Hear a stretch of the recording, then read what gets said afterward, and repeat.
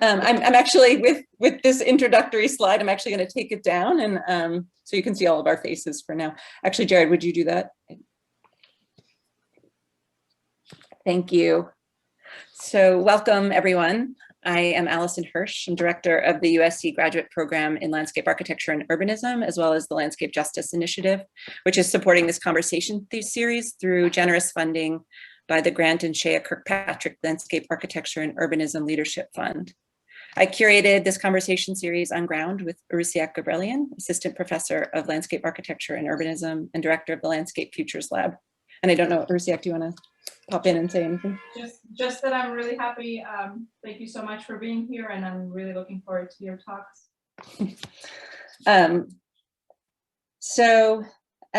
Tonight, or for some of you night, for us others afternoon, we'll be moving into our second conversation on working grounds, and it was following our initial one on material grounds 2 weeks ago.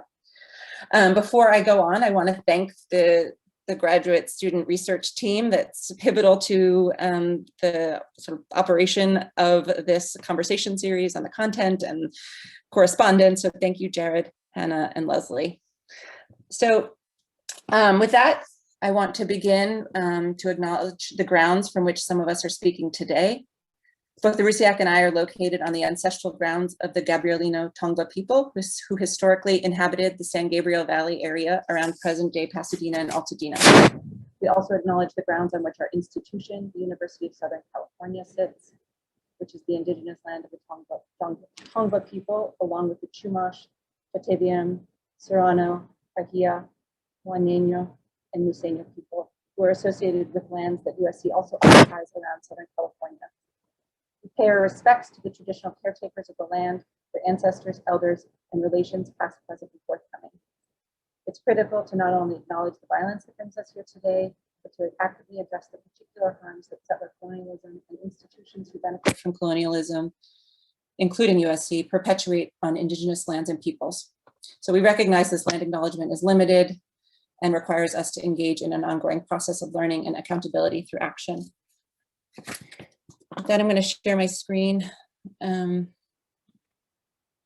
should have put my slides, prepped them for this, just like everybody else. So this conversation is deliberately designed as an outgrowth or extension of our first conversation on material grounds, which some of you might have attended. The focus today is on the embodied practice of work as it relates to the physicality of the ground. Both the ground as resource and raw material, and also land as place, as material, as source of sustenance. So while in the broader series, we tackle the question of multi-species entanglements as it relates to ground care and inhabitation, tonight we will be primarily considering human bodily practices of working the ground. Of course, we cannot universalize a single human or anthropos here, most especially in the context of work. Instead, tonight we will be dealing with a highly differentiated sense of human and human bodies, particularly as gendered and racialized.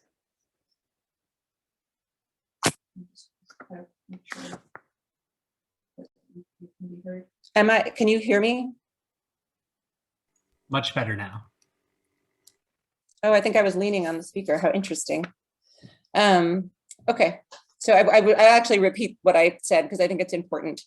Tonight, we will certainly not universalize a single human or anthropos, most especially in the context of work.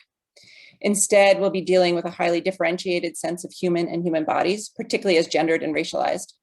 This recognizes that from the 16th century forward, capitalism has survived only by the exploitation and unequal differentiation of human quote unquote value, enabled by the colonial process of invasion, expropriation, dispossession, and racialization.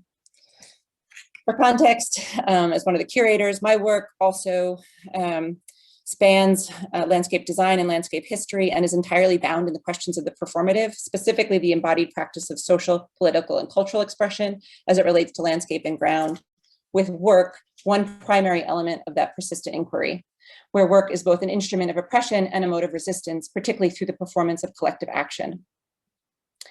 Likewise, the conversation tonight was curated to tackle questions that span the lexicon of ground, land, work, labor, care, as it is intertwined with both violence and oppression, as well as resistance, recovery, liberation, and justice, So as we wrote the prompt, we first thought that this was actually two different conversations, one on the histories, legacies, and current manifestations of violence of enslaved and unfree labor, both as products of capitalist exploitation and colonial domination. And then on the other, ethics of care, particularly feminist ethics of care that extend to land, to indigenous ecological knowledge and practice, and to extended relations and timescales as they relate to the ground, to the body. But we soon realized that these narratives were too embedded to disentangle and the potential for generative discussion too great to fragment. So each participant this evening has a narrative to share that includes both sides of that binary. The image on the right was actually borrowed from CORRINA, and thank you. I'm going to show it again, and you might show it as well. So we are aware that colonial settlers stole and despoiled native land while attacking indigenous ecological knowledge and practice, forcing Western modes of private property and land use that result in the exploitation of the ground and obstructing communal structures of care and subsistence. Tonight, we will see how such communal relations to care have been renewed. My recent focus on working grounds spans these narratives of both violence and resistance, with particular attention on California's lower San Joaquin Valley as a landscape of exposure, risk, and resilience. And it's a landscape I know that Mario will have a lot to say about. Most recently, I have been considering cultural theorist Raymond Williams' oft-cited claim that a working country is hardly ever a landscape through an examination of the San Joaquin Valley. And as many others have done before me, I'm arguing that the suppression of facts behind the production of landscape severs the possibility for critical reflection on exploitative labor practices, resource extraction, and forms of racial oppression and environmental violence that have shaped this territory. As a designer and environmental planner, the larger project aims to bring back of house realities, including the material processes of labor and production, to the foreground, imagining the landscape otherwise in new narratives of justice and equity, or what I'm calling a landscape ethic for the working country. The study traces how the hierarchy of vulnerability, suffering, and risk has been translated from the region to its localization in the bodies of those who work the ground, most specifically Black and brown bodies. Here, the body is a registration of landscape that makes corporally manifest the violence of this extractivist system, incorporating biologically the toxic layering of cumulative impacts of the environmental contamination of air, water, and land. And we actually hope to have medical anthropologist Devera Saxton join us for the last conversation on broken ground, where she actually shares her work on exactly this process. Bodies in this landscape have been and continue to be racialized for performing specific types of work, and the structure of those bodies are often misshapen by the constant strain of stoop labor. This is actually a drawing by one of my students tracing the racialization of bodies via the Bracero migrant worker program. The study also includes the histories and realities of land-based forms of resistance to this working country that continue to shape it. Different from the highly visible meta efforts of unions that became symbolic of labor justice since the 1960s, we have seen increasingly tactical and multi-pronged approaches to resist uneven development and toxic burdens of low-income residents of color in the San Joaquin Valley. So through this analysis of environmental violence and labor exploitation, or toxic embodiments, through the physical work within landscapes of exposure, are these liberatory narratives that are opening up further thinking about alternative futures of land and environmental justice. So I'm actually going to use this slide on indigenous practices in the San Joaquin Valley to transition now more broadly to ethics of care. I'm going to read a rather long quote. In his essay, An Africana Studies Critique of Environmental Ethics, Stephen Nathan Hames describes, quote, "Today, Black communities of African descent continue to live in death-bounded ecological spaces, not those of the plantation now, but of cities. These spaces are born of systemic forced removal, displacement, dispossession, and the diminution of those communities into surplus humanity." He then continues to say, quote, that many African Americans migrating to northern cities were engaged in forms of placemaking ecologies that often reinvented rural traditions in their city neighborhoods. This contributed to the making of Black solidarity economies, which are described as Black collectively owned and operated cooperative enterprises and mutual aid societies. Thus, the ecological knowledge of African Americans has historically been embedded in their placemaking practices and in their practices of emplacement. These practices, borrowing a term from bell hooks, were about the making of home place, about assembling plants, animals, water, land, and human beings into spaces of care and nurturance. He then continues to say, thus moving from death-bounded ecologies to home place ecologies of care and liberation. And that's the end quote. So it's actually that narrative of care that I want to pick up here. I will say that no other time has the work of care felt so primary, as so many of us attempt to care for young and old, sick and well, while being asked to continue without interruption the work fueling the grander economic machine. Feminist approaches to care show how the work of reproduction and maintenance of life has traditionally been considered marginal to quote unquote value creating work. It has been revealing this year to see whose work has been deemed essential, and essential to what, to life or to profit. So in landscape architecture, considerations of land management and maintenance are now part of common discourse, but clearly the former management implies a form of control, while the latter maintenance notably recognizes that landscapes are never done, but are in the constant process of becoming. And to shape or design a landscape requires timescales of work not typically afforded by capitalist frameworks. The term maintenance also implies the vital work of sustaining life, but is void of the ethical or affective dimensions necessary to address histories of trauma and suffering. Maria Puig de la Bella Casa asks that we make time for care time, interrogating anthropocenic linear temporalities and timescales of capitalist paradigms of progress. She looks to soil, treated by these extractivist paradigms as exclusively a receptacle for crop production, a resource to be used, chemically amended, including the significant petroleum inputs, and then exhausted, with the primary aim increasing efficiency to optimize yield. And like Asmaret Dere explained last conversation in Material Grounds, we must instead recognize soil's status as a living world created through a combination of geological processes taking thousands of years and by relatively shorter ecological cycles by which organisms and plants, as well as humans growing food, break down materials that contribute to its care and renewal. So while working grounds will be considered predominantly through landscapes of food production across the speakers tonight, the work of ecological recovery and care is embedded in these perspectives. So we are not speaking through productionist logics tonight, but rather mutual aid, community self-determination, and sovereignty. So, I'm actually going to stay on this slide. Tonight we'll be hearing from those deeply embedded in paradigms and working grounds of care. In addition to what we will hear tonight, these paradigms are essential to global peasant organizations such as Via Campesina, which focuses on agroecology, not just for the replenishment of soils and systems, but as a social movement that cares for the land and sustains local economies, promotes social justice, and fights free trade policies that favor and incentivize the privatization of land, water, and seeds. And those paradigms of care are also essential to histories of Black agricultural collectives in the South, such as the Freedom Farm Cooperative founded by Fannie Lou Hamer.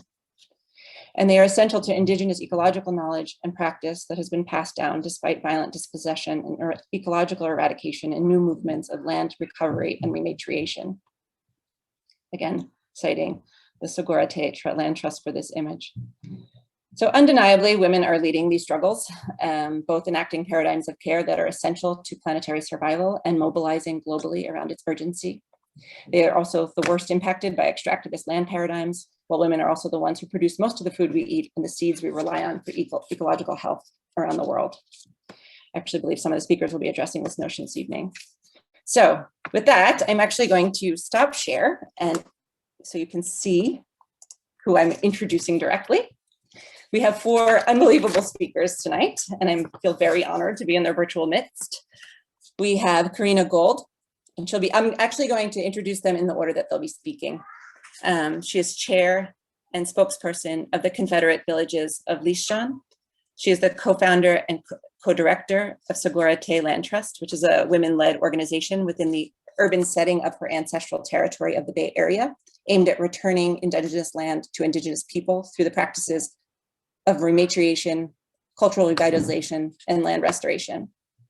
Dr. Mario Cifuentes is Associate Professor of History at the University of California, Merced, and he's currently the director of the Humanities Center there. His book of Forests and Fields analyzes the factors that brought ethnic Mexican immigrants to the Pacific Northwest and how immigrants responded to the labor conditions by demanding both labor and citizenship rights. And tonight he'll be talking about his new research on water, food, and farm workers in the California's Central Valley. Hannah Kim is an artist, designer, and researcher focused on making histories Memories and Legacies of Oppression and Enslavement Palpable as a Step Toward Restorative Justice. She's currently Open Society Foundation's Soros Equality Fellow and a non-resident fellow at Harvard University's Center for African and African American Research. Dr. ASHANTÉ REESE is Assistant Professor of African and African Diaspora Studies, and she's affiliated with the Departments of Anthropology and American Studies at the University of Texas at Austin. So Dr. Rees works at the intersection of critical food studies and Black geographies, and she has 2 award-winning books, Black Food Geographies, Race, Self-Reliance, and Food Access in Washington, D.C., and Black Food Matters, Racial Justice in the Wake of Food Justice. And I have a note to myself, and again, so honored and pleased to have you guys here. Before I hand it off to CORRINA, I had a note to myself that you should put questions in the Q&A. I think we have a Q&A, yes, we have a Q&A section, and hopefully we'll get to answering some of those after the initial short presentation. So we're going to start with 10-minute presentations, and then I'm going to open it up for conversation. So thank you so much. And CORRINA, you just share whenever you're ready, but soon.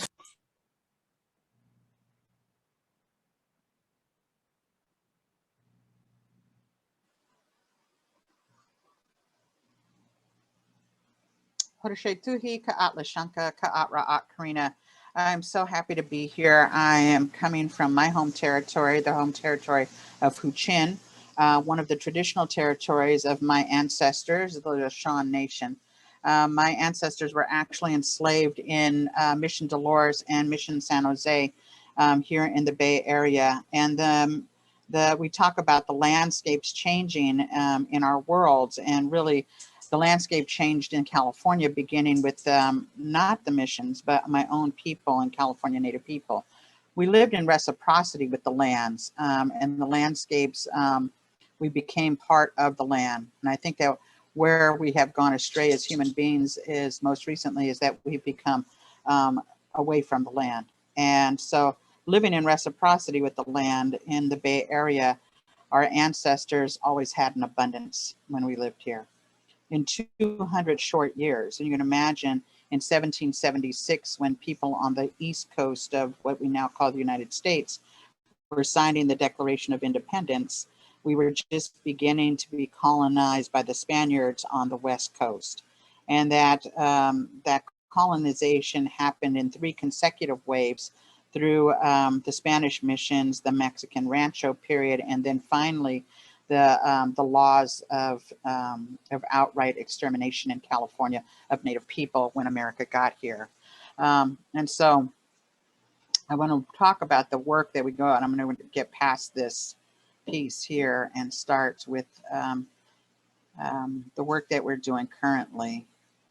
And the Sogorea Land Trust was created out of work of trying to preserve and protect the sacred sites of our ancestors for thousands of years, we have been here for thousands of years, but we were erased by continuous colonization of our lands.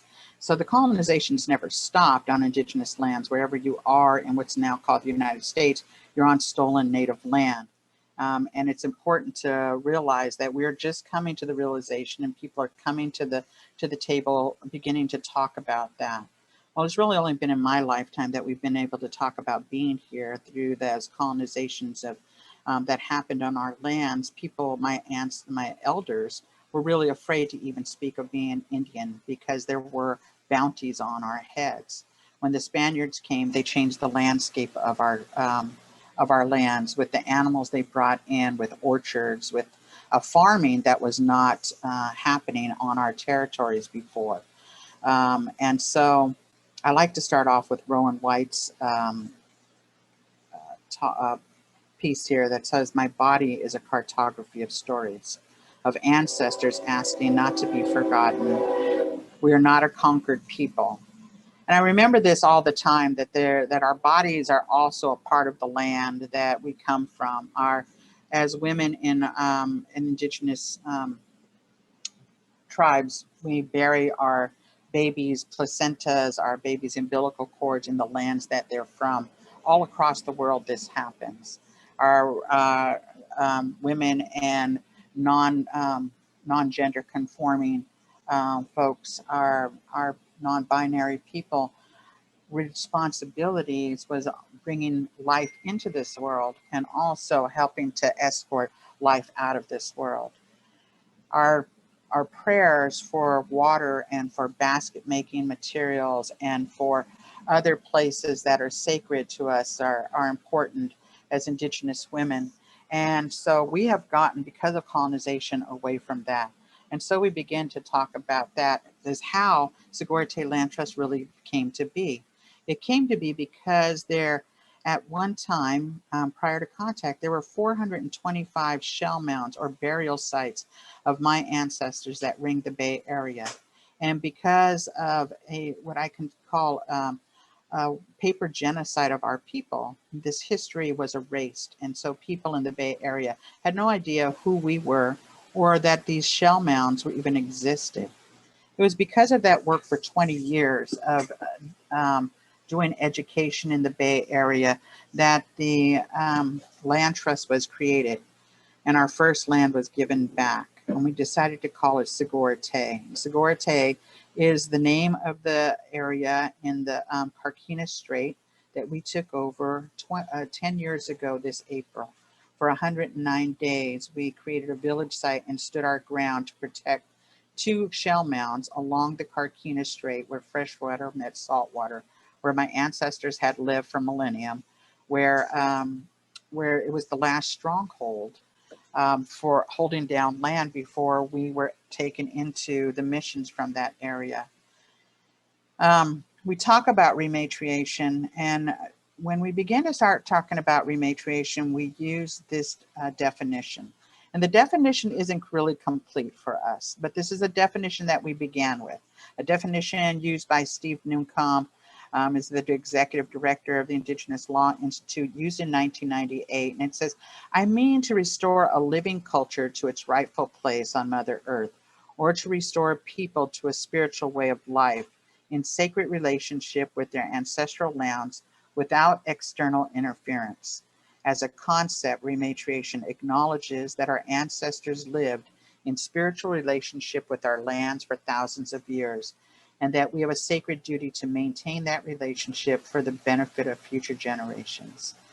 I think that the one place where Steve has fallen short is that he left out that rematriation is really about women, and our correlation between what has happened to women's bodies is the same thing that has happened to the earth all over the world as men have been in charge of land. The sacredness has been taken away from women's roles. The raping of the land has happened as well as women's bodies. And this is the reason that Janella LaRose and I decided that rematriation had to be at the forefront of the Sogorea Land Trust. It needed to be an Indigenous women-led land trust. It's in an urban area, but it's in an urban area that has also taken women in from all different reservations during the forced relocation policies of the United States government. So here's this beautiful picture again, this picture that ALISON shared. This is the first piece of land in 250 years that has been returned to Ohlone people. You see, we're not federally recognized, right? So it's an erasure of our entire people by the federal government by saying that we don't exist anymore. But we do exist, and we exist by staying on our lands. We have an unbroken tie to our land since before first contact. This first piece of land was given back to us, and I always thank my ancestors, because the work that we have done for over 2 decades doing recognition work around the sacred sites and protection of our places really has to do with this land getting returned. You see, this land, it is in a very depressed part of Oakland. It is in East Oakland in a park called Sogorea. And there were 2 young people that went to Standing Rock. And when that occupation of Standing Rock was happening, they were moved by how it was moving with the Indigenous people and people from all over the world showing up to stand for water and to stand for sovereignty of Native people. And they asked the elders what they should do when they came home. And the elders told them that they should work with the First Nation people on whose lands they are on. there was an elder, and there still is, Diane Williams, who is an Athabascan elder working for Planting Justice. And Planting Justice is an organization that does work with formerly incarcerated men and women. And this is an organic nursery. They work with people that are inside, and then when they come out, they give them jobs that can sustain them outside here. We sat under this California walnut tree here and one summer day, and they told us the story and said that on this 2-acre lot that they had a 1/4 acre they weren't using anymore, and they would like to give it back to us. And Janelle and I looked at each other and couldn't believe it. We had not had a piece of land. You see, one of our territories is Alameda County, 474,000 acres of land. And of that 474,000 acres of land, Ohlone people own only maybe a 1/4 acre together. And that means my home and my auntie's home, the only two people, Ohlone people, that own their own homes in one of our territories. When we were given this land back, we said, yes, we would take this land back.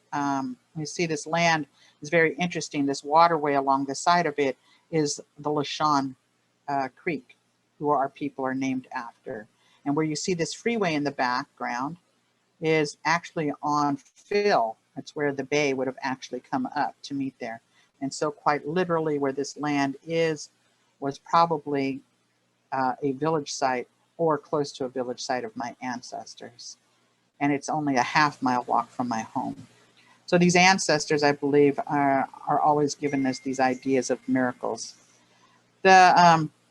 We took this land, but only with the condition that we hired Johnella, the co-founder, to be on this land for a year to create a relationship with the people that were already there. Because how weird would it be for us to cross this place that was a nursery without having relationships? We started building places there. Hametka is a place where people gather together. It's a place for us to be good hosts again. We brought back, we're bringing back Chochenyo language and revitalization and working the land, not just with indigenous people, but people from all walks of life, to re-engage people back into the land, to remind us what our place is with the land, to remember what Robin Kimmerer says in her book, Braiding Sweetgrass, is that once human beings re-engage with the land, after about 8 minutes, we begin to hum and sing, because it's a part of our reciprocity with the land that has always taken care of us. We do community food distribution during COVID times as good hosts on our land. We want to ensure that our elders and our little people, those that are immunodepressed, those that have been standing on the front lines against racisms and all isms, have food that is fresh, that they can take care of themselves. And we're working on creating the first place by protecting a sacred site in Berkeley. We're hoping to win a fight to actually create the first cultural place about Ohlone people in our territory.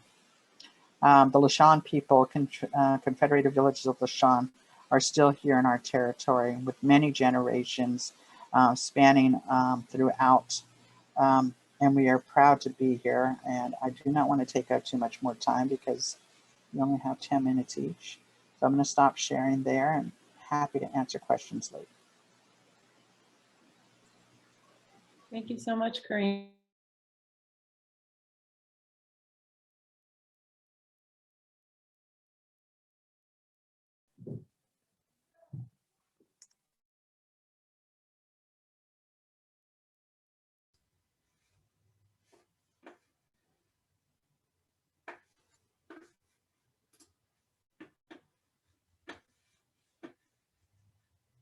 I'm next, correct? Am I that right? Yes. Okay. So along those same lines, thinking about land and working the land and what it means to work the land. We see a blank screen. Oh, you see a blank screen?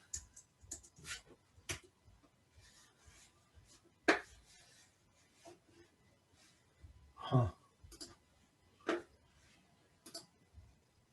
Still blank, yeah.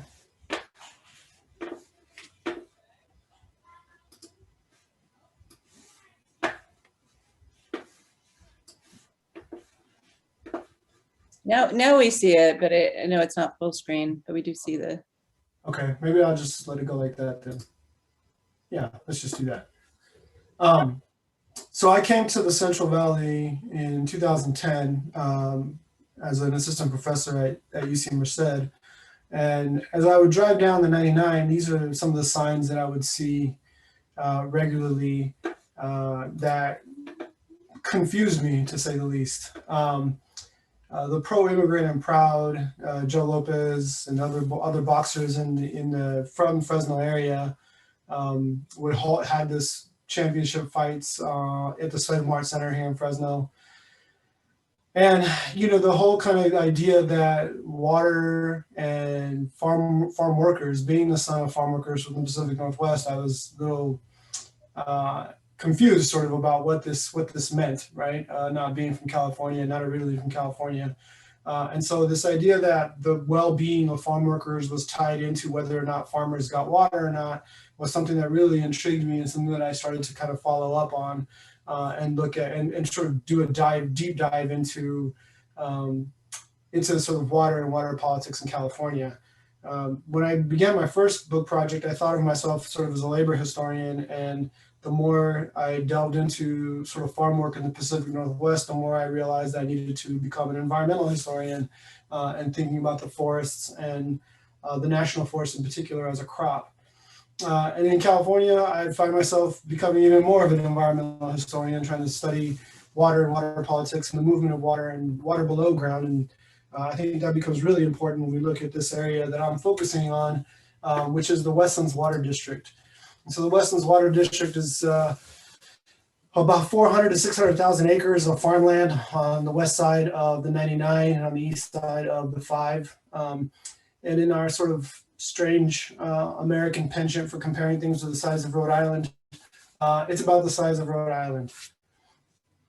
So when I started to look at this area, I started realizing sort of the way that farm agriculture, I should say, is organized in California, is that it's essentially sort of these large corporations that own large tracts of land that then lease land to various farmers to produce various commodity crops. Prudential insurance becomes one of those kind of, sort of cautionary tales in terms of who is actually farming in this area. And so Prudential in the 1980s wanting to sort of diversify their portfolio from insurance holdings, started to buy up land, and in particular buy up olive producing land, so olive orchards all over the valley.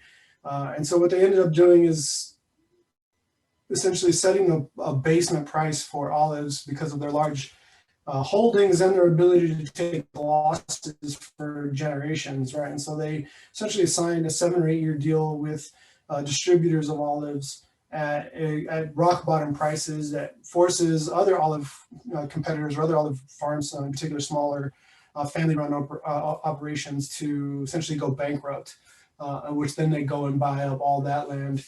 And Prudential is now one of the major producers of olives in California, right? And they're able to take a 7 or 8 year loss on olives because they have other assets and other kinds of, insurance, quote unquote, no pun intended there. But all of this sort of kind of thing is really only available to them because of the ability to sort of pump water and to receive water from federal subsidies. Previous to this kind of orchard growing that's happening in California, as many of you know, California is drought, is a cyclical drought area. It has been that way for eons, right? And so previous to this kind of movement of water in the Central Valley Project from the 1930s on, you would have to drill for water. But these sort of growers, for the most part, were growing things that were, that you could fallow, that you could grow year to year. But once our orchards began to take over the Central Valley, that no longer happens, right? You can no longer fallow an orchard. You have to water it every year, regardless of whether or not there's actual rainfall or not. And so what that leads to is, digging deeper and deeper into the wells, right? And so what we have in the Central Valley, in particular on the west side of Fresno County, is the occurrence of subsidence, right? And so again, when we're talking about ground here, we're also talking about ground sinking into the earth, right? In particular in the Central Valley. So this is a photo from the United States Geological Service in 1977. You can see that the ground level in 1925 was, some 40 or 50 feet above where it is in 1977. And so the idea in terms of the Central Valley Project, bringing water from the San Francisco or the Sacramento Delta down into the San Joaquin Valley was that it would prevent or discourage farmers from continuing to pump groundwater from the aquifers into California fields, right into the fields. And I guess people should never really underestimate the greediness of growers because that doesn't happen, right? Instead of doing less pumping, they actually do more pumping because of the bonanza of water and the guarantee, in particular, the guarantee of water from the Central Valley Project. And so this is the same spot after 1977, now in 2016, a photo again taken by the U.S. Geological Service. You can see the ground is continuing to sink further and further down into the earth, right? And the aquifers are being compressed. And so there's a couple of problems here is, one, even if we do get rainfall in California in quantities that we're not used to, the aquifers underneath us have compressed to the point that they can't even accept the water regardless. And so now we have flash floods and runoff, and runoff from agricultural lands is particularly problematic because it carries with it various different organophosphates or selenium or other sort of like concentrated minerals and poisons essentially, right, that make it very difficult for the water to be useful or healthy in any way. And so back to the sort of Westlands Water District, I'm focusing on the kind of resistance and fighting that happens among people on the ground in these areas. I think California history, water history in particular, at this point has really focused primarily on the kind of court battles or the high-minded or high-level politics that happen in backdoor deals and this kind of thing. But there's very little focus or talk about what happens on the ground and what happens to the people who are working the land and trying to live on the land. And so one of the first case studies that I do is on a group called the National Land for People, which was led by George Ballas, who was a labor photographer and edited a newspaper in the Central Valley called the Central Valley Labor Citizen. And so George was a photographer, was with the UFW, was a close friend of Paul Taylor and Walter Goldschmidt, who essentially told him or educated him about the 160-acre limitation on water that was being moved from the Central Valley Project from the Sacramento Delta to the San Joaquin Valley. And so he started to investigate a way of breaking up these large land monopolies in the Westland Water District, and brought this project to Caesar and the UFW, who were less than interested in helping him with this fight. And I can talk about that later if people are interested. But the National Lands for People's motto, the land belongs to those who work it, was really about what I think is at the heart of any kind of our movements for social justice, which of course is land, right, and land ownership. And so the NLP sort of thought about this in ways that I think predated Chez Panisse and Bay Area kind of food justice or food or sort of like food movement in the early 1960s, talking about the large kind of grocery store outlets and the way that food is grown in the Westlands and the way that food is grown in California, and sort of trying to challenge those kinds of land monopolies, which inevitably turn into sort of food monopolies. And so I look in sort of looking at the Westlands Water District, some of these claims to water. I investigate the way in which these large water monopolies are able to, maintain their monopolies despite laws on the books that that strictly forbid them, right? And so some of this educational projects that the NLP take on really sort of are trying to reimagine and recreate the ways in which water and land is understood in California politics. Among them was a woman named Jessie de la Cruz, who was a UFW member for many years, was one of the first women organizers for the UFW. She was with them from 1967 to 1971, and she ran the hiring hall in Visalia. So she was very close and understood the Central Valley very deeply. And when the UFW sort of rejected George Ballas's overture to work on the 160-acre limitation, she left the UFW and joined the National Land for People and began recruiting farm worker families to the NLP. The NLP ultimately, by 1972, they had about 200 farm worker families that were part of the National Land for People, and began to sort of try to challenge for ownership in the court systems for land in the Westlands Water District and land that was in violation of the 160-acre limitation. Roger McAfee, who you might be familiar with, he was a dairy farmer in southern San Joaquin. He was a communist and was also the one who put up his farm for collateral during the Angela Davis trial. Bought 6 acres of land in the Westland for the National Land for People. And Jessie de la Cruz began running those 6 acres, and her family began running them, growing cherry tomatoes as a co-op in that area. And so this is Jessie's family, the de la Cruz family, and it really kind of sparked, along with another group called the West Side Planning Group, a whole sort of, I guess, trend of Latino and Mexican immigrant and ethnic Mexican farm co-ops throughout the valley. In my work, I sort of get into why they are functional and why they ultimately don't succeed. But it's just one of the examples of kind of the resistance that is happening in the west side of Fresno County. More recently, Fresno County, that area that I talk about, Mendota, Cantua Creek, El Porvenir, all on the west side of Fresno County, have been in the news or were in the news because during the droughts, what ends up happening in many of these unincorporated towns, unincorporated farm towns, is that because they're unincorporated, they don't have access to treated water the way a town or an incorporated area would.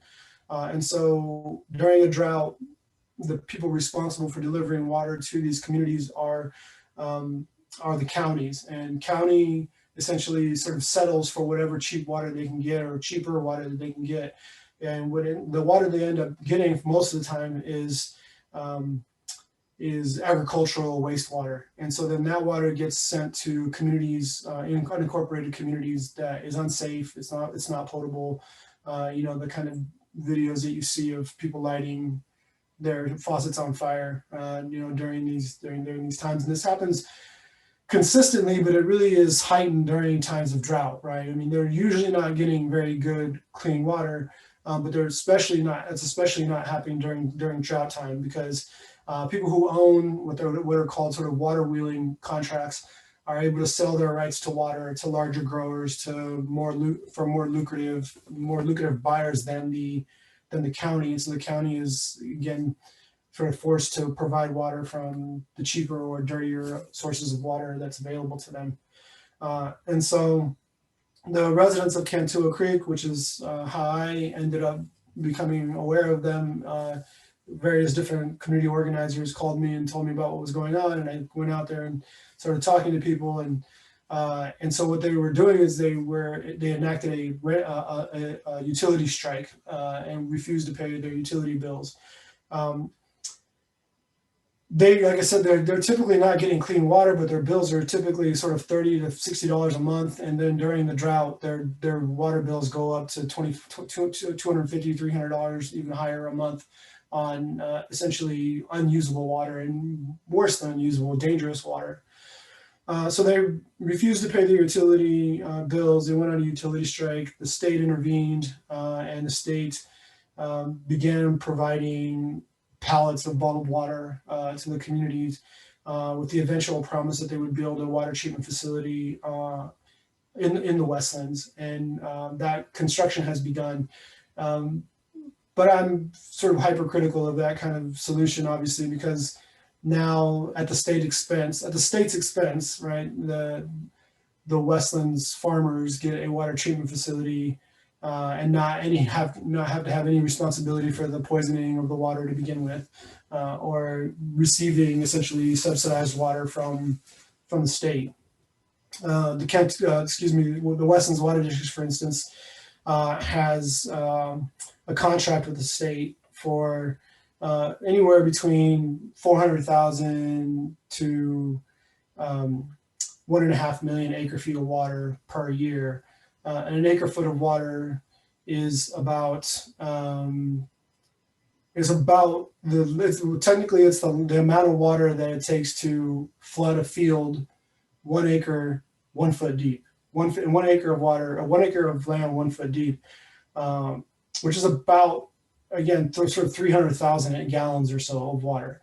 Now the Westlands Water District pays about anywhere between $20 to $40 per acre foot for 300,000 gallons of water. And so I don't have the math in front of me now, but it's something like 1/1000th of a penny for a gallon of water. And they turn around and charge farm workers, $300 a month for that water. So that, anyway, is kind of a brief synopsis of some of the work that I do and some of the areas that I work on.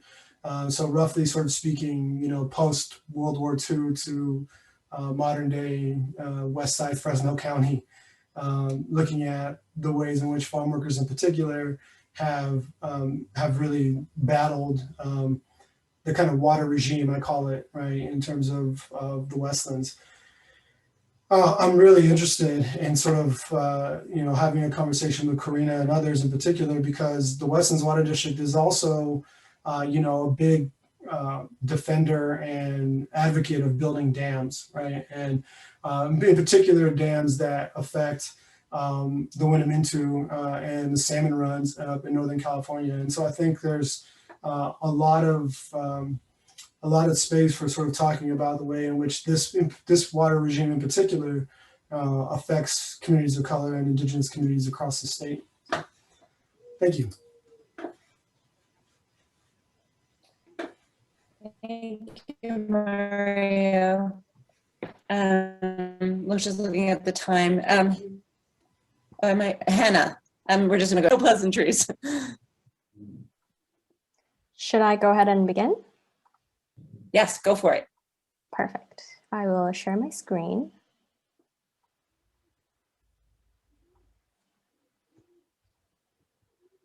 Oops. Does that look all right? Looks Yeah. great. Perfect. Thank you. So thank you everyone, and thank you, Alison, for the introduction. I'm honored to join such a generous audience and the amazing panelists. Today, I want to share a story about a city called Sugar Land, a real city just 20 miles southwest of Houston, Texas.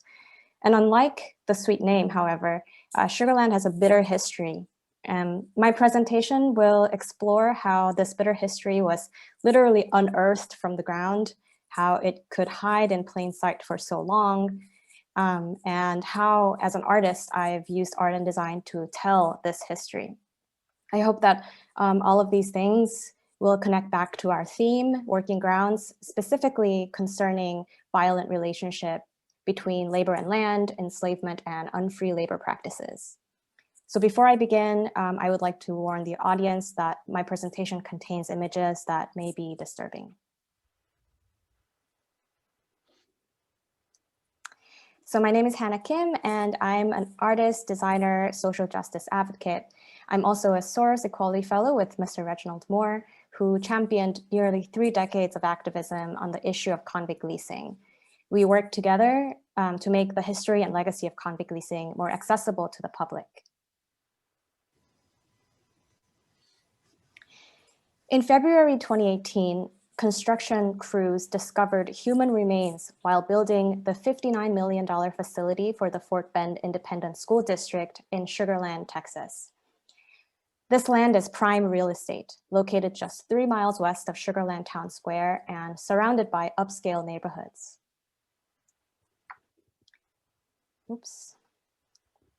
Sugar Land was essentially slapped in the face with the reality of its bitter past. National and international media exposed the city's ties to something called convict leasing, something that most Americans, even historians, have never heard of. Historian Alex Lichtenstein writes, "The postbellum South saw the growth of a unique penal system, the convict lease. Rather than house convicts in a penitentiary, which is like a prison, after 1865, Southern states leased them to the highest bidder, and the lessees received the right to use the convict's labor as he desired." Convict leasing essentially re-enslaved many African Americans, men, women, and even children who had been deemed free and equal by the Constitution's 13th and 14th Amendments. But you might ask, how was this possible when the 13th Amendment abolished slavery? What many Americans don't fully understand is that the amendment actually permits slavery as a punishment for crime. This is a loophole, one so large that some consider the amendment a failure. And the discovery in Sugar Land is the very embodiment of this failure.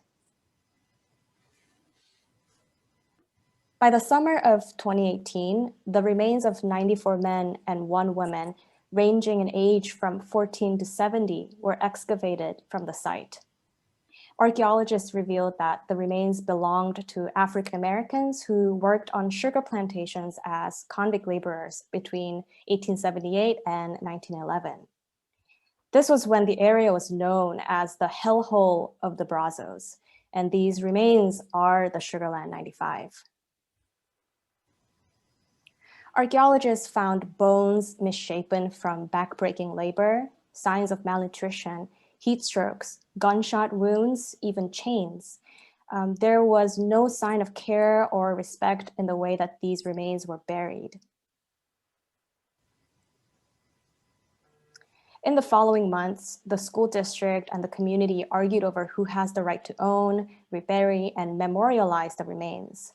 Multiple lawsuits and protests ensued. The school district wished to move the remains elsewhere, and the community wanted to keep them there. Ultimately, the remains were reburied where they were found, though there's still a lot of work to be done. But why were they found in Sugar Land in the first place? History of violence and unfree labor goes deep, deep, deep in Sugar Land and the surrounding Fort Bend County. As you have already guessed, Sugar Land got its name from its sugar industry, which were operated with slave labor before the Civil War and with convict labor after the war. It was a well-known fact that sugar production required backbreaking and dangerous labor, one that only the brutal and inhumane institution of slavery could enforce. And Dr. Khalil Muhammad wrote about sugar and forced labor, and he wrote, "Refined sugar was a luxury product. It seems reasonable to imagine that it might have remained so if it weren't for the establishment of an enormous market in enslaved laborers who had no way of opting out of the treacherous work." I'm jumping over a lot because of time, so bear with me here. Controversial publicity, such as this article, eventually led convict leasing to close in the early 1900s. Historian Robert Perkinson determined that at least 3,558 prisoners died in the Texas convict leasing system. And he further estimates that at least 30,000 died in the convict leasing system across the South. But what is really interesting and astonishing is that in the years after the end of convict leasing, Sugar Land underwent a massive makeover by government officials and the owners of Imperial Sugar Company, one of the largest beneficiary of of convict labor. It says, by late 1923, latecomers would hardly believe that this community, probably one of the best planned and equipped in Texas for its size, had once been the hellhole of the Brazos. Just a quarter of a century ago, Sugarland consisted of a sugar mill and a swampy sugar plantation worked with convict labor. Just a convict camp full of fever and disease in a country full of reptiles and insect pests. So essentially, in a little more than a decade, the memory of convict leasing was wiped clean. A completely new identity of Sugarland emerged.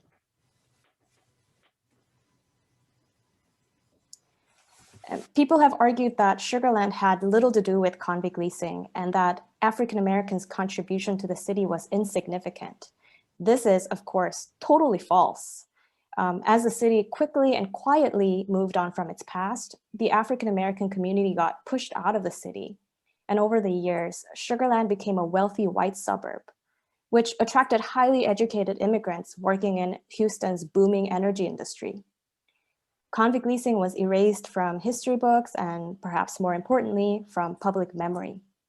Fort Bend is, really famous for being the nation's most ethnically diverse and the best educated. So it just, I think, highlights the irony of how the city has changed so rapidly. And I'm just going to show a few maps here. These maps show how quickly the identity of Sugarland changed. So in 1915, you see that there's a convict camp right where the remains have been found. And in 1955, still, the whole area, basically, the whole Sugarland area, the surrounding Fort Bend County, they're all state prisons. When convict leasing was abolished, then the state kind of took over and ran these prison farms. They were the state earned so much money by running these prison farms, harvesting all sorts of agricultural products, also using convict labor to build public projects like roads and even the Capitol building in Austin.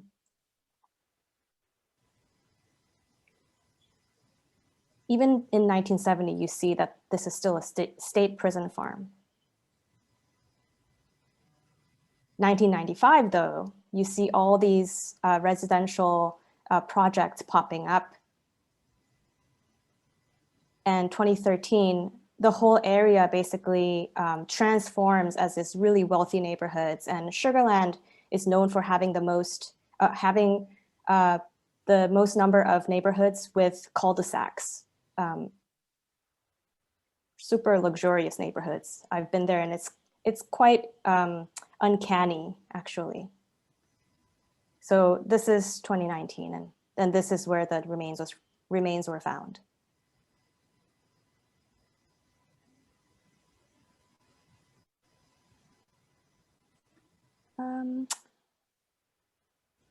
My comments did not carry over. Oh, no. So as sensational the discovery of the Sugarland 95 may be, unmarked African-American burial grounds are being found all over the country, all the time. In a way, this is not surprising. The US is built on a series of tormented pasts, as our panelists before me have also shared. The whitewashing of African-American history is a nationwide pattern. What is particularly egregious about the case of the Sugarland 95 is that the remains are actually dug up from the ground, put in storage for over a year, and then put back into the ground. No one dealt with discoveries quite like the school district. And because in the most instances, they use radar technology to locate the remains without actually disturbing the ground. And because the ground was so disturbed in the case of Sugarland 95, the site of the Sugarland 95 may lack the integrity to be designated as a historical site, which is so sad and enraging. As an artist, I saw an opportunity to reimagine the history of convict leasing in the erasure and the silence. And with the help of Mr. Moore and his nonprofit, organization, Convict Leasing and Labor Project, I created a graphic narrative that visually explains antiquated concepts and complex details in order to help the viewer understand precisely how convict leasing took advantage of and discriminated against its victims. I've also written and illustrated shorter graphic narratives that connect convict leasing to our present social injustices, such as mass incarceration, felony disenfranchisement, gender inequality, and prison industrial complex. You can read these graphic narratives on Convict Leasing and Labor Project's website, which is cllptx.org, and I can leave that in the comments later. Brian Stevenson says that truth and reconciliation are not simultaneous, they're sequential. Tell the truth first, and it's the truth that motivates you to understand what it will take to recover, repair, endure, to reconcile. And perhaps when people are in denial, our ground will speak truth instead. And we saw that in, I think, the Sugarland 95. Confronting that truth will be our collective struggle for justice. And we can hope that, as Mr. Moore often quoted from the book of John in the Bible, truth will set us free. Thank you. That's the end of my presentation. Thank you so much, Hannah. That was wonderful. We are going to go on to Dr. Reese, and then we are going to open it up.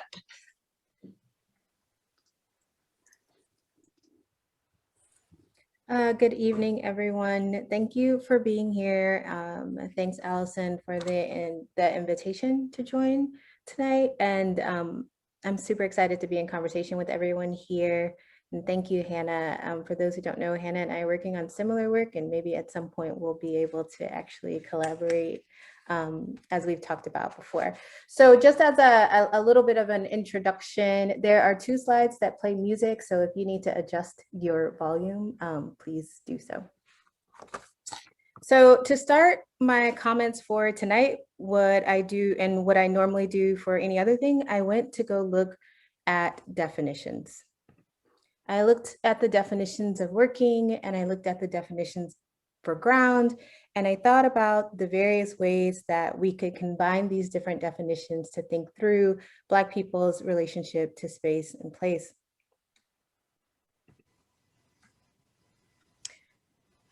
Working, the act of doing work. Ground, an area of land or sea used for a specific purpose. Working, used as a basis for work or argument and likely to be developed, adapted, or improved later. Ground, the solid surface of the earth. Working, the way, sorry, this is in the way. Working, the way in which a machine, organization, or system operates. Ground, place or lay something on the ground or hit the ground with it. The whole area was abuzz. Adults flowed in and out of the kitchen and the community center, huddling together, having conversations in all the available spaces that did not obstruct the walkways. Others rotated between receiving health screenings provided by volunteers from the Student National Medical Association and standing off to the side as if to not fully participate in the activities. About a dozen children worked the garden, pulling weeds, planting new seeds, watering the soil. Others picked up trash and unused garden materials. The garden itself was composed of 3 raised beds within a gated area and 2 other beds that were being constructed outside the gate. Mr. Harris, the primary contact for the garden, was off to the side, cleaning out what he called his experimental bed, where he hoped to try his hands at plants that he had never previously grown. At the heart of the activity was a makeshift dance floor, a grassy space that was taken up by adults from the community, children, and students from the SNMA. Our hips gyrated as the DJ blasted. Oh! Oh! Oh! Oh! All the shorties in the club, let me see you just back it up, drop it down, let me see you just get low, scrub the ground, let me see you just push it up, let me see you just wobble baby, wobble baby, wobble baby, wobble, yeah. Wobble baby, wobble baby. This is a big event for the community and for the garden. Green Space, a local grassroots organization, provided gardening tools and cooking demonstrations throughout the year, and the SNMA partnered with residents to host a community planting day and a health fair. In addition to distributing information about health conditions that disproportionately affect Black people, the grassroots organization supplied a DJ and the food, and they managed the volunteers who were helping with the planting. Attendees ate, participated in health screenings, danced, and planted until sunset. The laughter, food, and good-hearted fellowship overshadowed the negative stereotypes associated with public housing, if only for the moment. That day, the crime rates and drug abuse and the reality that this housing project would be torn down hovered in the background as the event, focused on this garden, brought us together for food, fellowship, and fun. Later, I asked one of the gardeners what would happen when this project was torn down for redevelopment. She was prepared for my question, and in her response, this is what struck me. The garden and the trees and all of this stuff are representative of we will not perish. We're going to keep flourishing, flourishing. We're going to keep flourishing as a powerful metaphor, particularly since many demographics suggested that the community was not flourishing at all. And relatedly, the city's plan was built on the idea that it was failing. However, gardening was an attempt to beautify while feeding. It was a method of active resistance in which residents exhibited agency and shaping some of the contours of their community. For these gardeners, flourishing was not simply about producing food and perhaps wasn't about food at all. It was an aspirational framework, a method for living. I think about this garden often. I think about the conditions, what conditions are necessary for Black people and the land that they tend to flourish. I think about what it means to flourish at all in the midst of anti-Blackness, and I marvel at all of our collective insistence on Black living.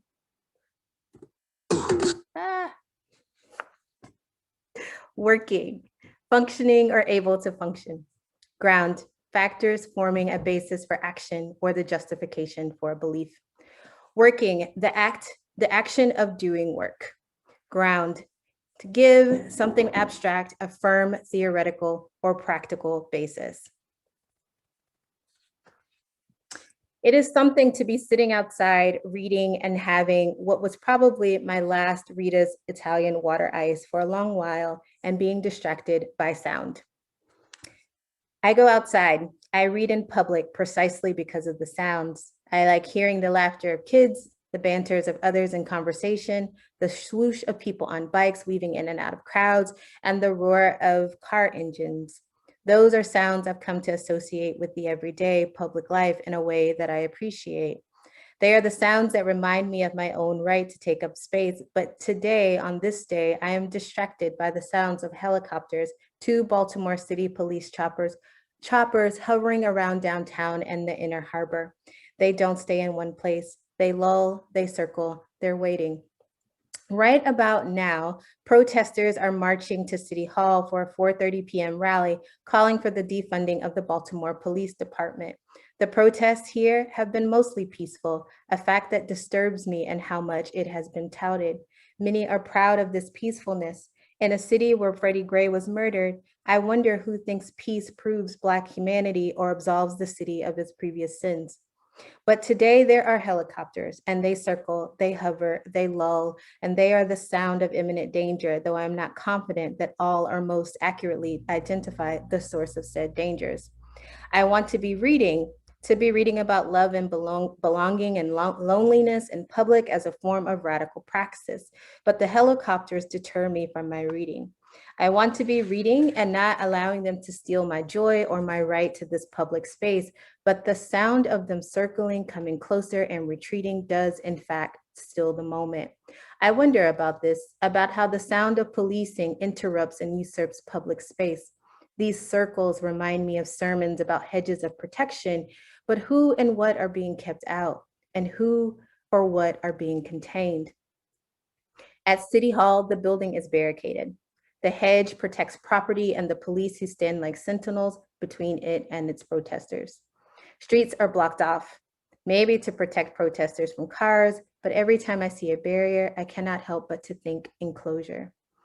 I have to walk home from where I sit, past the enclosure, and the canine units and the group of police officers who congregate near the courthouse across the street from where I live. When I walk, I will listen to Ocean Vuong read, "On Earth we are briefly beautiful." When I pass them, I will refuse to look, though I will hear them laughing and I will hear them joking. And I will be reminded that at some point they will be activated against the protesters who on other days include me.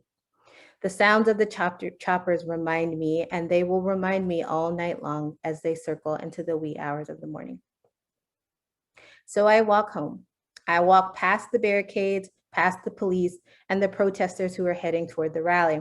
I still want to read, so I go out onto my balcony 1 block from City Hall, and the helicopters continue to circle. I pull out Imani Perry's Breathe, and the first section is titled Fear. It propels me to keep reading. I know those choppers are an intimidation factor, and I will not cower, so I read. And somewhere between the ebbs of the chopper sounds, as they make their widest trajectory of their circle, furthest away from my balcony seat, and me reading the words, quote, "I am tempted, but I know that prayers don't prevent tragedy. They hold you up as you pass through it," end quote. I hear music. I don't make out the words, but the passion and the cadence and the tempo let me know that someone is singing for our liberation. I catch what I think is the word freedom, and then I know it to be so. I don't join the protests with my physical body that day. I pause my reading and I think of Charlene Carruthers' voice compelling us to make a choice.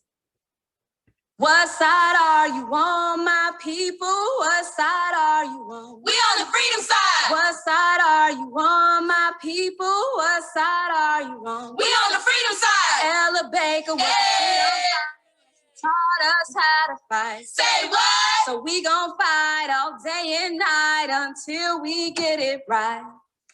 What side are you on, my people? What side are you on? We on the freedom side. What side are you on, my people? What side are you on? We on the freedom side. With my mouth and with my whole body, I sit on that balcony, I pause my reading, and I shout, "We're on the freedom side." And as if on perfect cue, I hear protesters chanting. Then, if for only a moment, the helicopters don't get the final say. They don't take up the sonic space. Imani's words, Charlene's voice, and the protesters' chant refuse them that right. There are so many ways that we can combine working and ground. What? And in the context of Black people's relationship to this nation, those combinations reveal the violence, abstraction, and various forms of extraction. And yet, as Tiffany King writes, quote, "Blackness is an open state of possibility with the capacity to transform conditions of subjection," end quote. It is this open state of possibility that transformed a plot of earth in the projects into a garden and then into a dance floor. It is that open state of possibility that ensures that indeed those gardeners will not perish. Their hopes, their dreams, their labors, their sweat, and the particles of skin are now grounds, solid particles that form a residue, a sediment. That open possibility reimagines Baltimore city streets in the middle of a pandemic into another ground, an area of land or sea used for a specific purpose. In this case,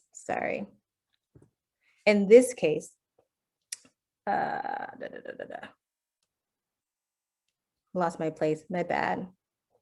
It is a different spatial configuration. The specific purpose is freedom, the new ground, the freedom side. These transformations are not just a metaphor. They require work, improvising, and an ethic that dares to imagine that our needs can be met not with force, but with care. And these transformations write us and demand that we imagine new ways of defining working grounds. Working grounds, the spaces wherein we imagine and practice freedom. Thank you.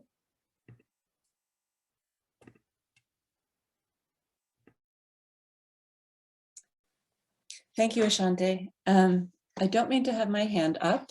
My 4-year-old somehow walked away with my external keyboard. So if there's chaos from my screen, that's what it is.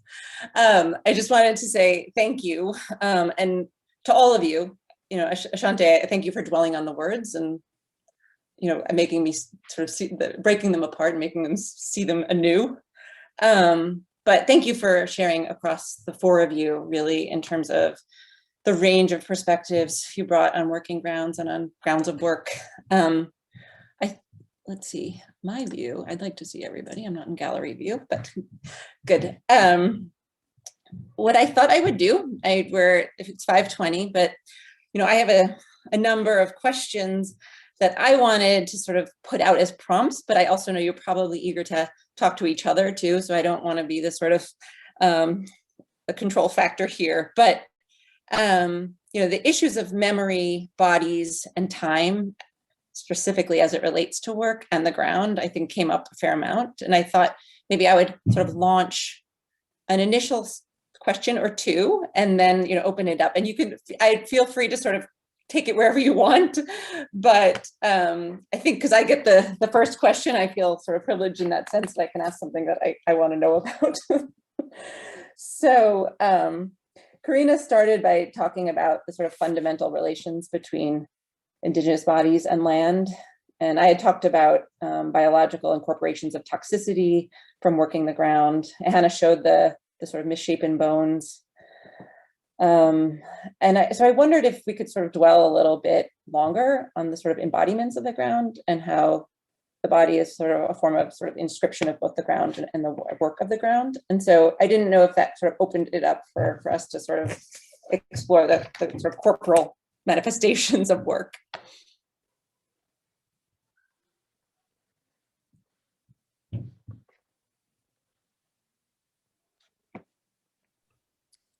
I guess I have a couple of thoughts about this. When I was preparing, and I know I was thinking or supposed to talk about resistance and resilience and such. And I kept thinking about one of the things that is hard is that, particularly in Black spaces, working the land becomes like this narrative that is thinking about it. I mean, it's a very nostalgic narrative. And as someone who also enjoys like being in relation to the land and soil, I get why that is. And we have to like really think about that alongside the reality that farming in particular is really hard work. It is really undervalued work. It is unpaid work. So that's often underpaid work. And I don't know how we strike that balance, right, between being overly celebratory, but also really keeping our eyes attuned and affixed to what the ravages of capitalism really look like, which is this form of alienation that makes it really difficult to purely just enjoy working the land, right? Particularly when one's well-being and income is dependent on it. So I guess, as you were talking, I was just thinking about the reality that so many Black farmers, for example, are doing this work that can be considered life-saving work and also not be able to afford their own healthcare, not be able to afford to attend to their own bodies. And I think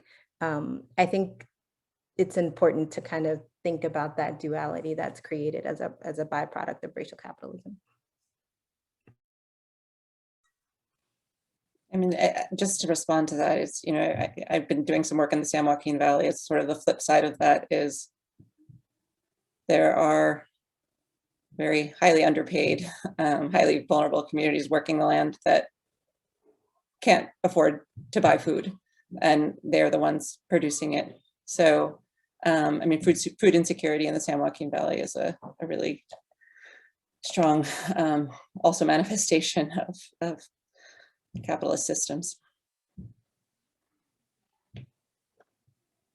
Yeah, I think I would echo ASHANTÉ's sort of like caution about romanticizing farm work. And I think one of my chapters is about these co-ops that form in the 1970s and some of the constraints that they run into in terms of water deliveries and marketing and all these other things, like working the land within a capitalist structure provides very little kind of recourse, right? And I think the food movement has now come sort of to this realization in many ways, right, where it's sort of this kind of millennial return to the land, things that we see.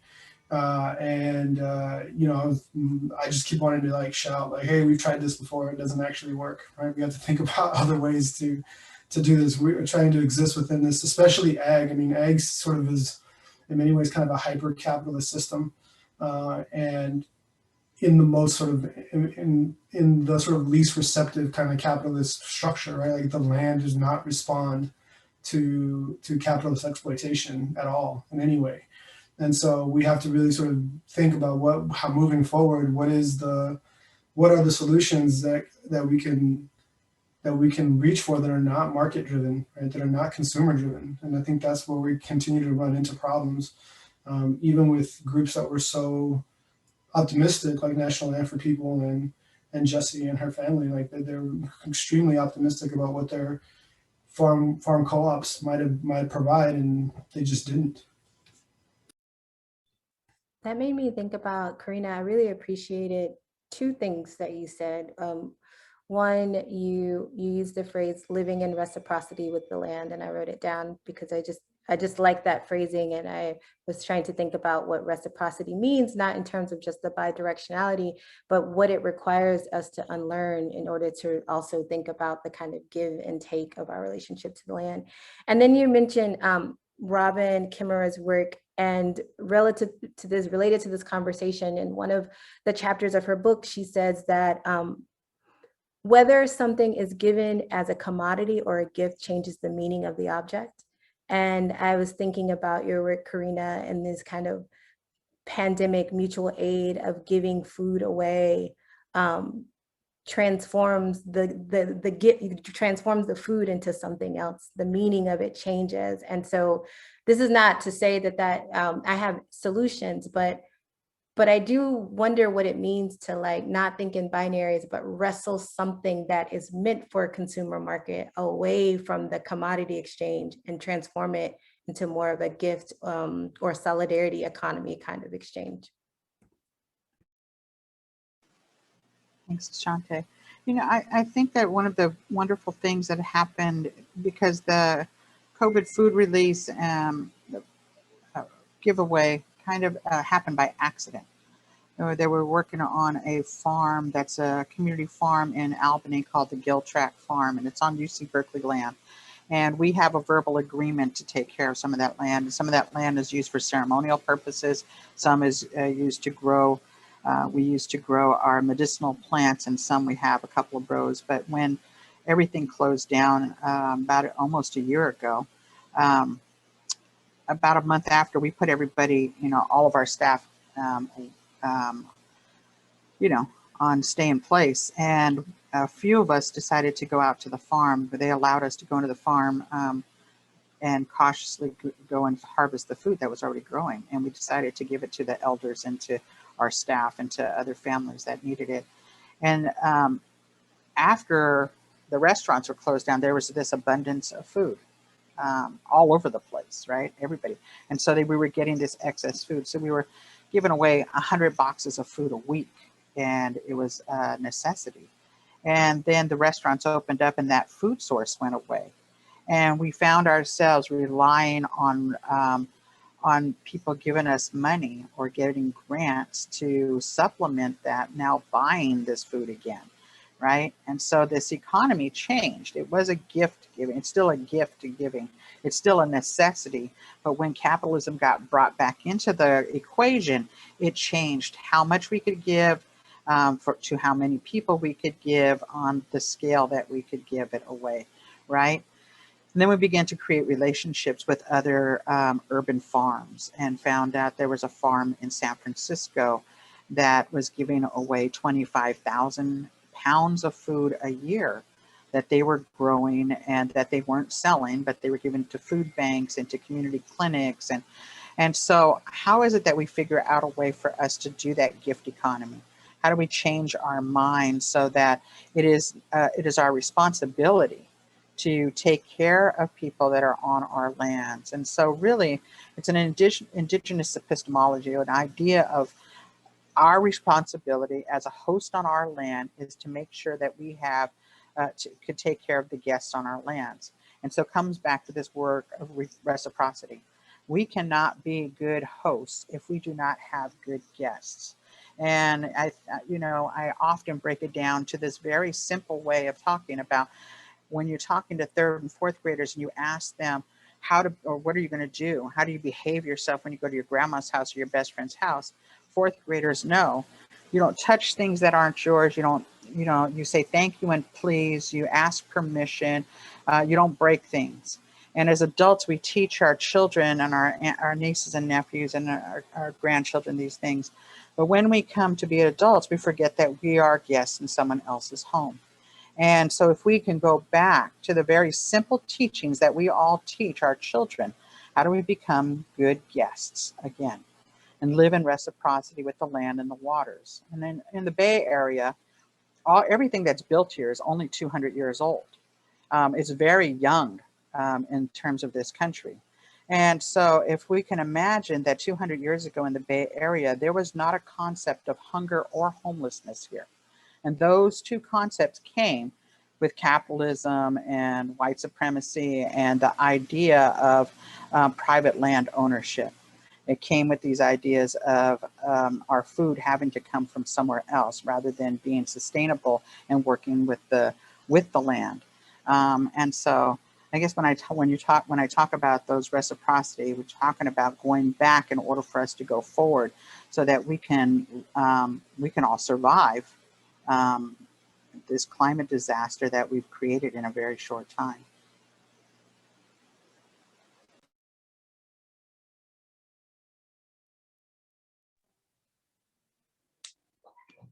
I didn't know if Hannah wanted to jump in, but no pressure at all. I actually have a question that I'd like to start with you, if you don't mind. I mean, I'm actually really interested in this question of memory, and I mean, it sort of goes back in some ways to questions of the body. But obviously Mario's a historian.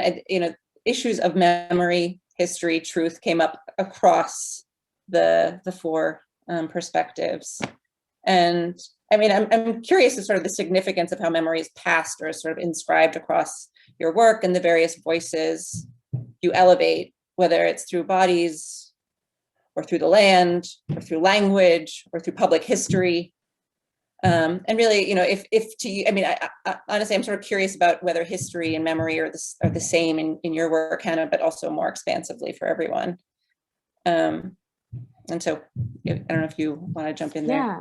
Sure. I mean, that's, I think, such an important aspect of what everybody shared today. And I'm sort of reminded of this quote by historian Eric Foner, I believe. Forgetting is as essential to public understanding of history as remembering.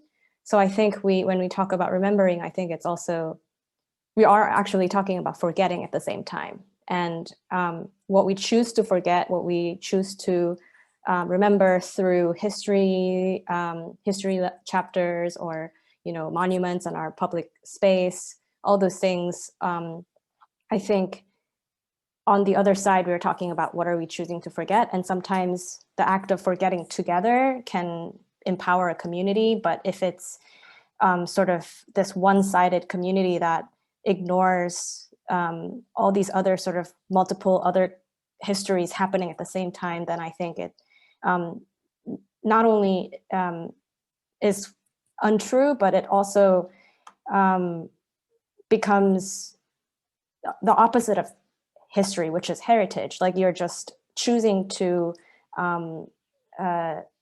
uplift one side of the story, and at the expense of the erasures of all these other stories. So I'm thinking about, the kind of Confederate monuments and the need of new kind of monuments in the US, and the fact that there's no monuments dedicated to the victims and the survivors of slavery. I think that is still kind of like very weird to think about sometimes, and how, as you said, these memories are also embodied in physical bodies as well. And I think one of the quotes that CORRINA shared really resonated with me. The Rowan White quote said, "My body is a cartography of stories of ancestors asking not to be forgotten." I think that just captured really poignantly how, yeah, our bodies are just depositories of stories. And when we forget to sort of maintain them and just focus on, you know, these capitalist developments and how to move as efficiently as we can, how do we grow and scale, then we sort of end up, you know, forgetting a really important aspects of our histories and our ancestors, and what worked before and what are lost. And yeah, and I think that's the power of memory, is that when we choose to remember things together, then it really sort of changes the narrative and changes how we look at ourselves, and it changes how, you know, we make decisions for our future generations, etc. Yeah. Thank you so much. Did anyone else want to talk about where memory emerges in your work, but sort of significance of it?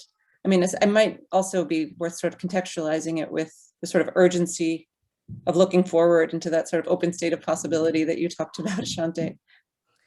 Yeah, I mean, you asked the question, are memory and history the same thing? And like I was writing in my notes and this, and I would say no, for a number of reasons, but I think Hannah kind of addressed some of that. But I guess I also wrote down the question, does a thing or memory or an experience have to be public and shared for it to matter? Because we're, you know, having a conversation around memory and heritage, and really, like, when we're having conversations around how we memorialize things, the we breaks down completely, right? Sugarland 95 may be new to many of us, but the stories people have about Sugarland and the rumors and the myths and potentially the memories were already there before they were discovered. That's what, you know, animated in part Mr. Moore's 30-year work, right? It's animated by his spiritual connection to the land and to these histories, and a persistence, right?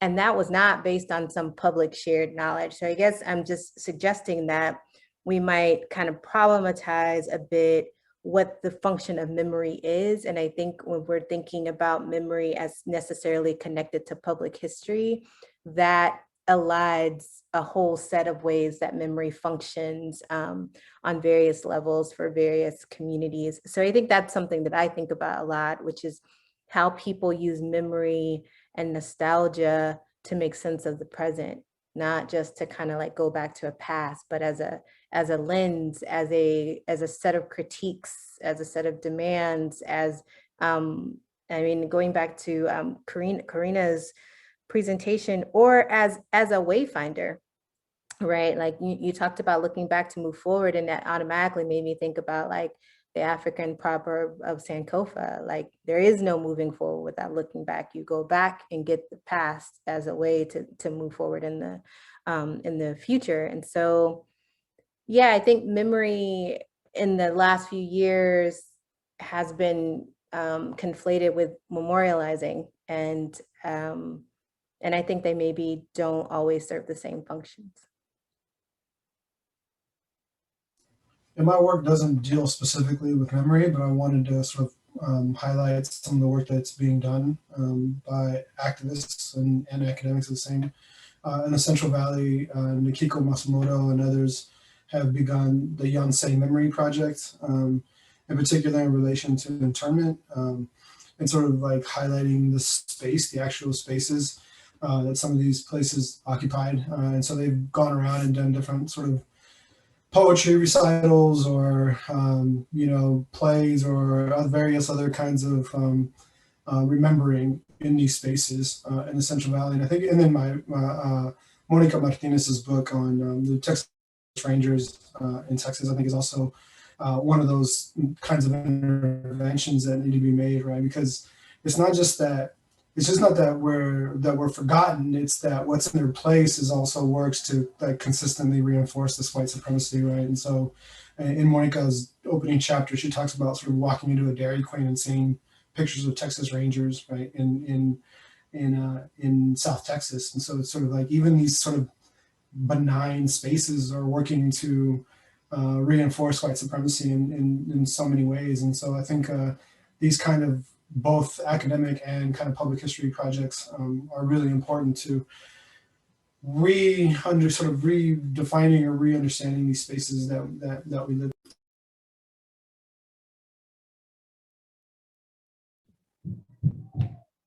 Thanks. There's a growing resources in the chat, so I recommend you guys all visit there. And I also see that CORRINA has actually directly responded to a couple of questions, which is wonderful. But I would like to first, I think, just ensure that there aren't questions that you guys have for each other before I open it to the questions that are from the audience. I know that we are moving on into 5:45, but I do want to offer you that opportunity. And if not, there's a really interesting question in the Q&A.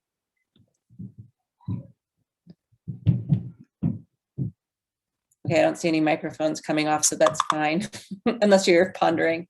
So Leanne Liu, and I hope I'm saying that right, she's asked a question. Thank you for such insightful talks. Could panelists please speak to the relationship between person/people and body/bodies or remains, especially in relation to land? i.e. in your work or writing, how do you distinguish a person versus a body or people versus bodies, especially for racialized people in regards to labor and reciprocity with land?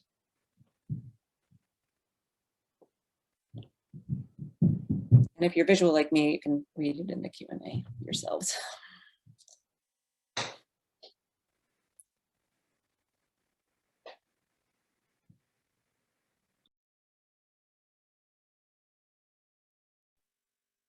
I'm always like hesitant to be the first person that jumps in on a question. Thank you, Leanne, for this question.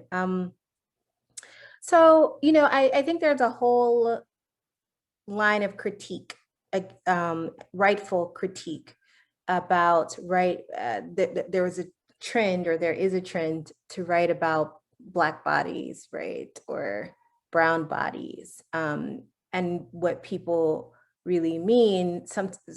Like not everyone who uses that or is using it carelessly, but I do think that there are a lot of people who use it carelessly, because when they're saying bodies, what they really mean are people. I write about people, except when I am actually trying to call attention to various violences that are literally bodily. And I want to put the focus on the body. When I think of body, I am thinking about the actual literal biological mass that we are. And when I think of people, I'm thinking about the meanings through which we make life with, the meanings that we do life within. And not that those are separate from the body, but I think they call attention to different things, right? Like the kind of person, people, label to me is really trying to take in a whole complex being, and a body is when I'm trying to think through just like what's happening on a corporeal level.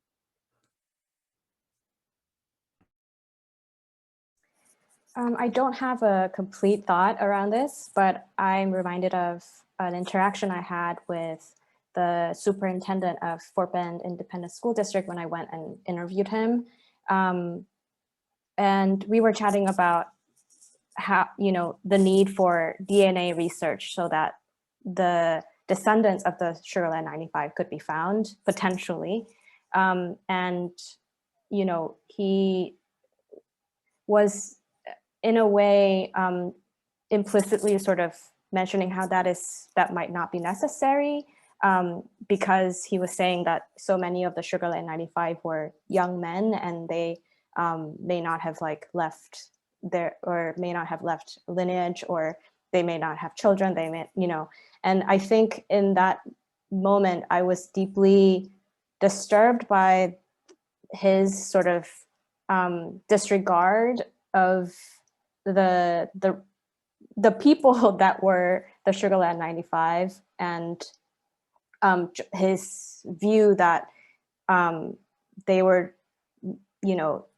their stories are essentially okay to be remained in the dark, and their stories don't really matter because they may not have left children. And so I think that moment I realized, oh, this person, I think, regards the remains of the Sugar Land 95 quite differently than Mr. Moore or myself. And yeah, I remember, I think, and hopefully I'm sort of answering this question. There is, I think, a way in which we can consider the wholeness of a human being, like how ASHANTÉ talked about, how we're, that she talks about, stories of people, not bodies, except in the case of talking about bodily harm. And I think, yeah, there's definitely instances where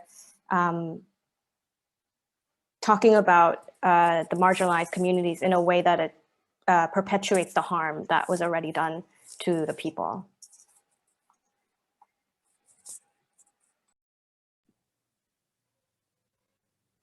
Can I just also say, in relation to Hannah's work and what's happening in and around Sugar Land, so I guess they'll eventually publish this online, but I have an essay in the spring issue of the Oxford American that is exploring a little bit of this history. And one of the things that, kind of getting to this people and bodies debate, that I was trying to write against is even the moniker, the Sugar Land 95, that already erases personhood. It already, it collapses 95 people under a single term, and they become the property of Sugar Land versus the kind of owner, they're not self-possessed anymore. And I think, I don't know what to do with that. I think even in my own writing, I've been struggling against it. How do you restore or honor humanity when it has already been erased, even in the very naming, right? And if you Google the cemetery, and Hannah, you can correct me if this is still true, you'll find images of marks for the grave, and it's just unknown number, whatever, unknown number, whatever, right? And it's stark to see unknown repeated so many times and people be assigned a number. I don't have an answer for that, but I do think that does work, even if it's on a subconscious level that is really against humanize. It's a dehumanizing way of thinking about people. Totally. And I'm gonna just add a little bit that I think what the 95, the number, does is that it sort of limits the history that is far beyond the number itself. And I think, as I showed the maps, the entire Fort Bend County area were prison land and prison farms. And so to be calling the Sugar Land 95 as a number, and also to reject the notion that there may be more bodies, is sort of a completely dehumanizing notion. And it also, yeah, it completely erases the humanity of those who contributed so much to the economy, to the culture, to life, and the city itself.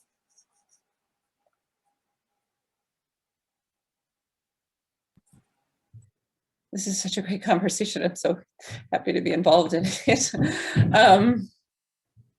Yeah, thank you for the question, Leanne. I don't know if Leslie, for instance, do you want to come put your camera on? Because she had a really wonderful question that I think is actually pretty interesting follow-up to some of this. And I know that it's nearing 6 o'clock my time and much later ASHANTÉ's time. So we will wrap up soon, but I thought maybe it was a good culminating question. Yeah, thank you so much.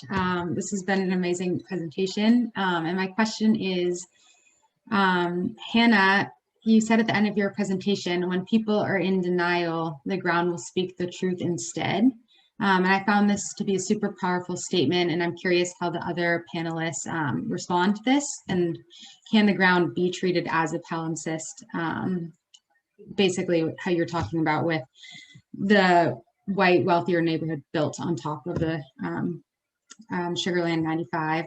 So yeah, can the ground be treated as a palimpsest, and can we trust the ground to preserve history?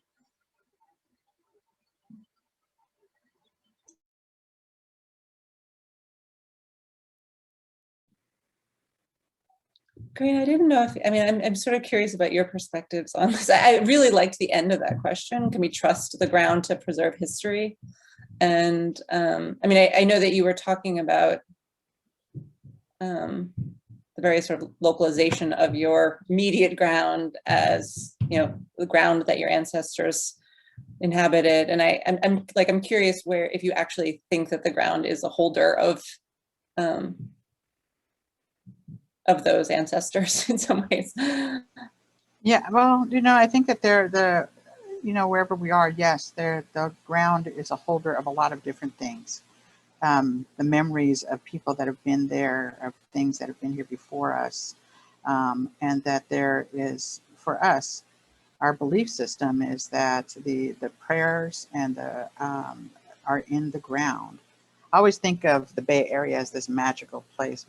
We think about the Bay Area as this place where there's innovation and there's movements that are created in the Bay Area. And I believe it's because my ancestors laid down the prayers for thousands of years here. I'm in a battle to save one of the oldest shell mounds and burial sites of my ancestors, which is covered by a parking lot right now. But it doesn't make it any less important to us. It's part of our cosmology and how we are supposed to be in right relation to this land that has been handed down since the beginning of time. I'm also involved in a development that's happening right now that I have to clean up the mess of someone allowing over 120 of our ancestors to be removed from a cemetery. And it is only our ancestors that it's okay to remove cemeteries, and people that have, that are, you know, black and brown, it's okay to remove their cemeteries without any kind of problem and put, you know, places like Sugarland on top of it, places like the Emeryville Mall on top of it, places like developments, and then do what? Then we lose our connections to the sacred places that we have had connection to for thousands of years. And so it becomes a generational loss. It becomes a disconnect from the lands that we were put on in order for us to take care of and live in reciprocity with. And so it's a continuous erasure and genocide of our people. Colonization didn't happen a long time ago. It's continuing to happen today. And so, and that's the erasure, that's the uptaking of our ancestral remains. That's the not being public about doing these horrific things. And so how do you make right something? How do you build something that's going to last as long as these shell mounds have been intact? It's been there for 5,000 years. There's nothing that a developer is going to make today that's going to last as long as my ancestors have been in place. And that this relationship to this land has been here. And so there is no right way to say that that's okay. You know, I think that I'll get away from this, but you know, when Hannah was talking about the 95, you know, so I'm up to over 120. And so what does that mean? You know, and who gets to own that? You know, does a developer then, because of private land rights, get to own my ancestors and decide where our cemetery gets removed to? You know, so it's a whole ethical and moral issue as well when we talk about this, you know, and why should people be removed? Find someplace else to build, you know.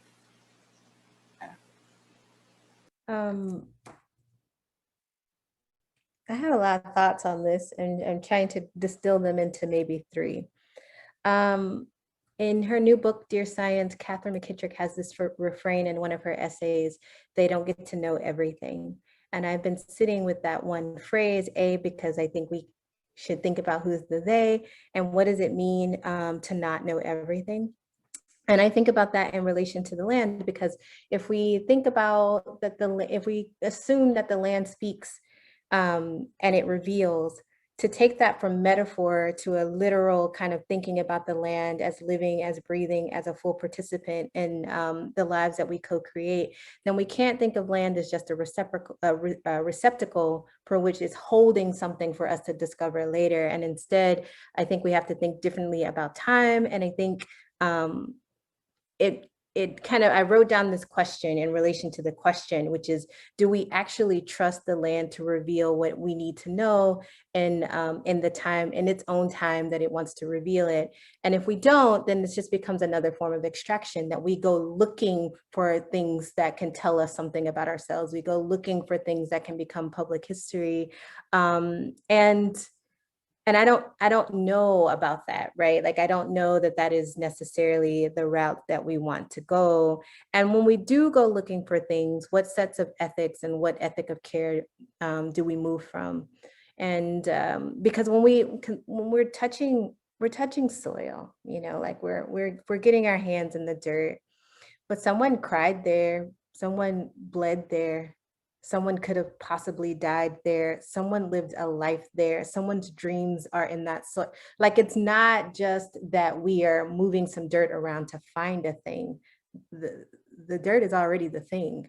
Whether or not it tells us what it is another story. But there's already, every kernel of sand already has a story. Every kernel of dirt has a story. So I think those are my slightly unformed thoughts about that. Well, they felt very formed, and they're actually sort of a beautiful way to end. You know, I actually think that CORRINA and ASHANTÉ, you know, we're sort of moving into the next conversation, which is on ancestral grounds, and you know, hopefully that sort of opens us up into getting excited about the next conversation. But I hope that we can sort of reflect on some of the amazing thoughts that you guys have contributed here this evening. So I so deeply appreciate you all being here. You know, I felt like, you know, 4 very different perspectives, but somehow we found, you know, really interesting points of intersection. So I really appreciate it again.